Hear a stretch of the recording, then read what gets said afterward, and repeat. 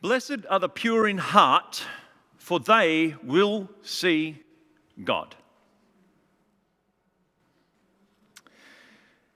What is the definition of purity? The definition of purity is the condition or quality of being pure. I love these definitions, right? They're like the statement of the obvious. But also it says freedom from anything that contaminates, pollutes, etc. Right? My son works for Blue Scope Steel up in Wollongong, and he works on a part of a line that is all about measuring the weight of the trucks and things that come into the plant so that they know exactly how much of everything and what level of contaminants are being introduced to the system as they make steel, which is very important to know, right? Because if you get the wrong kinds of contaminants in your mixture for making steel, it doesn't turn out the same strength or the same brittleness. It has all these different problems. Science labs, Jace, I meant to ask you, in a science lab, you worked in a science lab just before, like a bio kind of lab. Did you have like laboratory grade water? Yeah, millicube water, right? So the problem is, water, I don't know whether you know this, but the water you drink out of the tap is not pure. Did you know that? It is only just pure enough that it doesn't make you sick most of the time. Yeah? Even lots of people invest in filtration systems and all these sorts of things, right? That makes your tap water a little bit more pure, or you might even buy it from the shop in a bottle. It's still not pure. You can spend thousands and thousands and thousands and thousands and thousands of dollars on filtration systems for work in laboratories and so on, and you will still only get down to a micro, what's that word? Anyway, you'll still only get a certain amount of impurities, right? Because it's all impure. Purity is not about being clean. Purity is being about unadulterated, about being free from contaminants. For instance, if you have an apple in a pile of apples, and you discover that one of the apples is rotting, you need to take it out. Not only because you're not going to eat it, but because what happens? It makes the other apples around it rot, right? Because the bacteria spread from the rotting apple to the ones that aren't rotted yet. So it's a matter of that, but also you need to remember that purity is not about the right or the wrong things. It's about where the right things are supposed to be. Does that make sense? Manure. If you put manure in your garden, that's not making the garden impure, right? That's what it's supposed to be. That's how it is supposed to be. But if you put manure in a muffin mix, no one's going to eat those muffins. We have some muffins here. We have not cooked them. I probably should have thought about what we were having for morning tea before using them. Being pure is about having the right things in the right times without contaminants. Blessed are the pure in heart, for they will see God. So it's about being pure, but also the purity needs to be about what's in the heart. That's key here. In Jesus' day, thanks to the religious nature of the society that he was in, there was no shortage of purity, at least outwardly. Compared to the Greeks, the Romans, the Assyrians, the Egyptians, the Jewish people were the most religiously, socially, and politically conservative in the world. Their lives were ruled by daily structured prayers and rituals and washings. They observed feast days and holy days, and everyone gave a whole tenth of their income to the temple.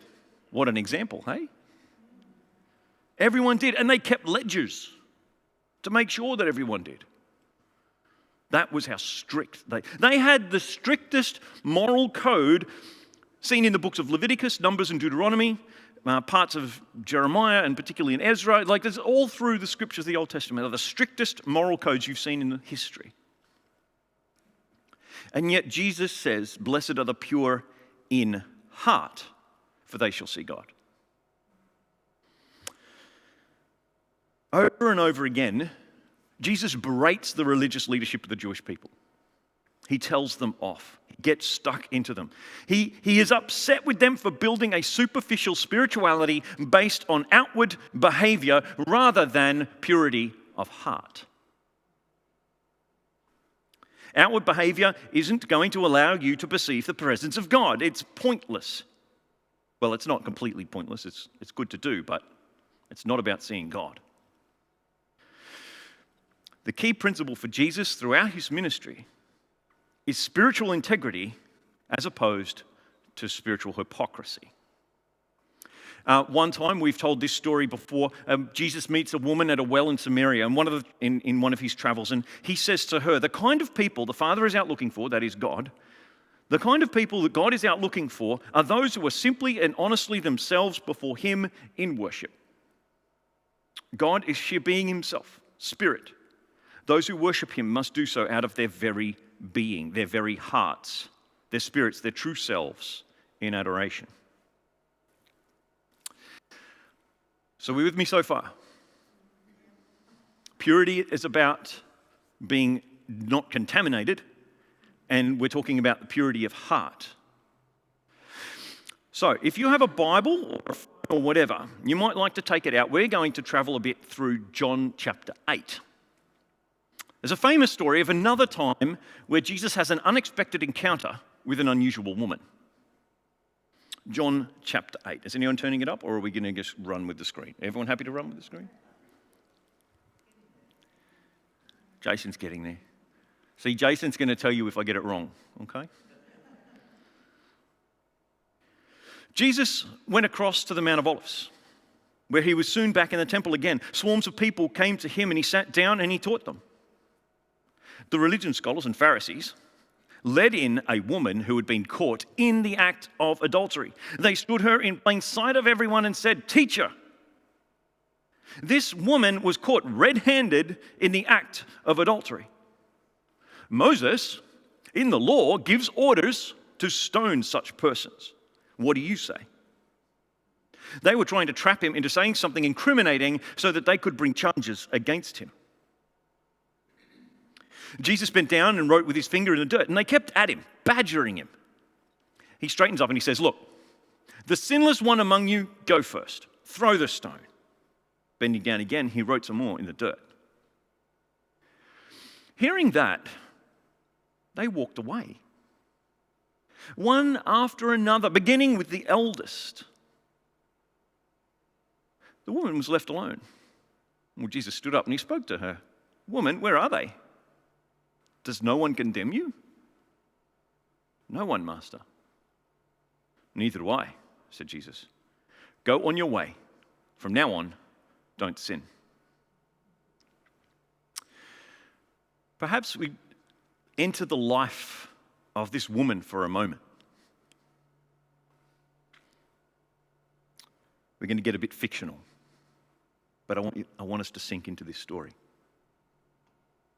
She'd been a pure young bride with dreams of married life. But somehow things didn't turn out the way she'd expected. She was disappointed, and her experience failed to match her expectations.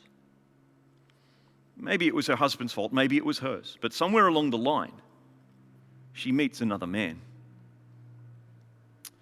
He noticed her. He seemed to want to listen to the things that she had to say. It's a powerful thing for an aching heart. She met someone who seemed to care, and at first it was all quite innocent. But then one day they crossed a line. Maybe it was a thought. Maybe it was a touch that lingered too long. Maybe it was a shared look. Maybe it was the sharing of secrets that violated her husband's confidence and trust. But whatever it was, that day she crossed a line. Then they started crossing other lines until it became a full-blown affair. Then came this night, she's with the man. She's been with, we don't know how many times, but this time it happens. The door flings open, and there must have been men outside waiting, right? And they come in and they seize her. She screams, she cries, she begs for mercy. She knows the law. She knows she's going to die this night. Suddenly, the unreal haze that she'd been living in for so long is ripped away, as it happened for Adam and Eve in the Garden of Eden. Her eyes were opened. She sees herself. She sees what she has done. She is ashamed. She wants to hide. She wants to crawl under the rock and die, but she can't. She has no place to go. She would kill herself right then and there if they would let her, but they don't. They wrap her up in sheets and lead her away. Jesus has just sat down. In those days, that's the sign that the preacher is about to preach, the teacher is about to teach. This is not a private conversation that happens now. They bring this woman, they throw her down in front of Jesus, they accuse her.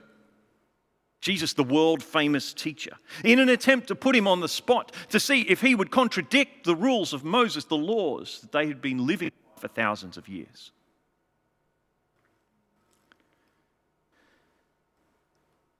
The woman is unmasked and vulnerable. Her shame must have been overwhelming. Those who accuse her challenge Jesus to pass judgment on her and sentence her to death by stoning. But Jesus, as he so often does the unexpected. He writes on the ground, they hassle him, he writes on the ground. He says, "Let he who is without sin among you cast the first stone." Basically, if you want to condemn this woman, then you had better be perfect, sinless, and pure in heart. One by one, they drop their stones and they walk away. And Jesus says to the woman, "Don't any of them condemn you? None of them?" "Well, neither do I. Go and sin no more." In the end of this story, it's interesting to stop and have a look at the characters and see what's happened. In the beginning of the story, the woman is exposed and unmasked and ashamed. At the end of the story, so is everybody else. They walk away. Although perhaps it is more guilt than shame. So the question then for me is this is interesting, right? Why does Jesus say to the woman, "Go and sin no more"? Like, anyone feel like that's a little bit of a statement of the obvious? Does anyone here honestly think that she is contemplating, "Oh, great, I'm going to go and I'm going to start another affair because this one went so well"?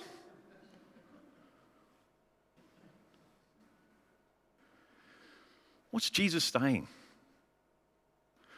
What is Jesus on about? Jesus doesn't muck around. He doesn't state the obvious like that. Or sometimes he does, but not in this case. Let's unpack this phrase. The primary contaminant of a human heart is shame. The primary contaminant of a human heart is shame. Or, in the Old Testament, it was often called death. Yeah, similar word, just quite a different ending. Shame. "Do this and you will surely die," says God to Adam and Eve. They died. Except they still walked around. The first song that we sung this morning, "Glorious Day," talks about walking out of a tomb, about being in a place of death. This is shame. The difference I also want to point out, in case no one said it, or, anyway, the difference between guilt and shame. Do we know the difference between guilt and shame? Guilt says, I did something wrong. My behavior was wrong and I did something wrong. Guilt says, I am something wrong. Sorry, shame says, I am something wrong.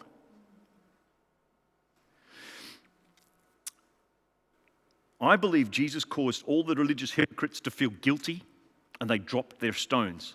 But I believe the woman felt ashamed. It's different, you see. She felt dirty, exposed, unworthy, not just unloved, she felt unlovable. See the distinct difference there? Shame is a feeling of condemnation. I am unlovable. I am condemned.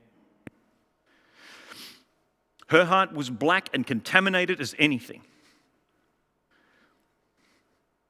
There is some suggestion that Jesus could see that the woman was absolutely ashamed and humiliated, embarrassed to an nth degree, and she wanted to end her own life. So he says to her, I don't condemn you. Go and sin no more. By saying this, he's saying, don't end your life tonight. You are not condemned.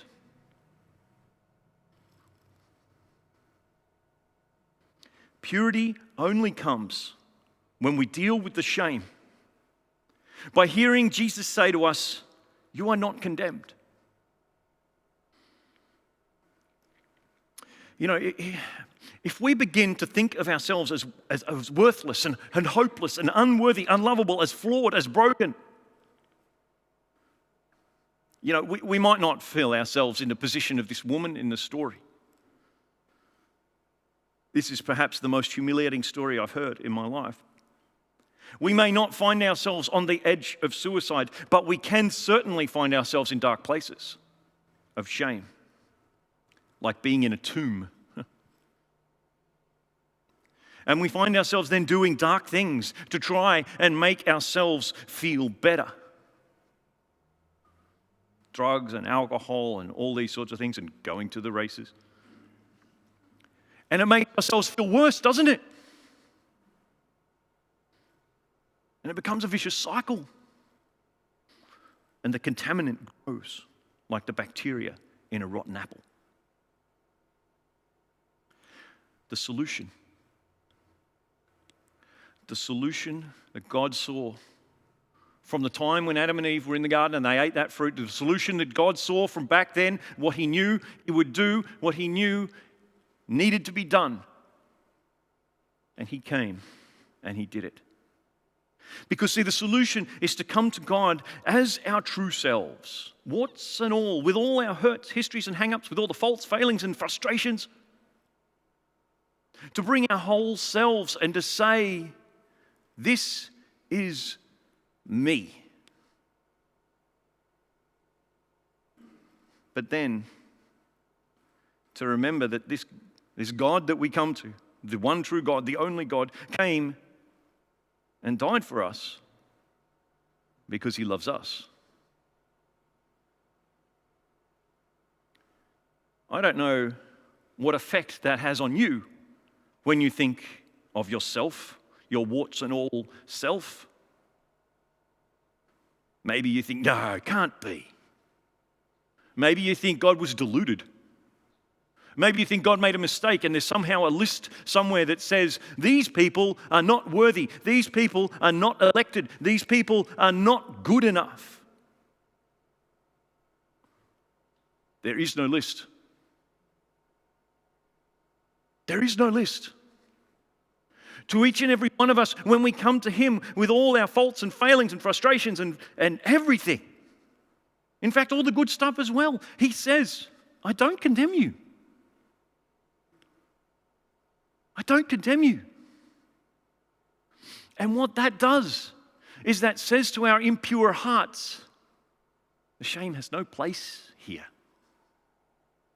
Purity is ours. Holiness is ours. And then we understand. Then we see the true person and power of God.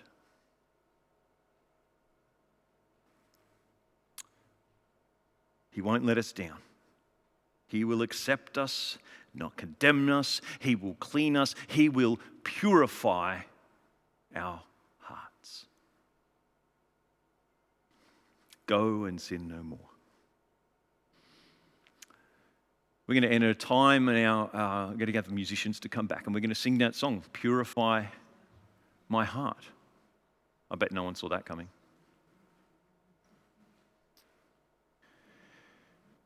I don't know if you stop and think to yourself for a little moment. Think of all the things of your life, the good, the bad, the ugly. And think through those things and say, how many of those things do I feel actually contaminate me?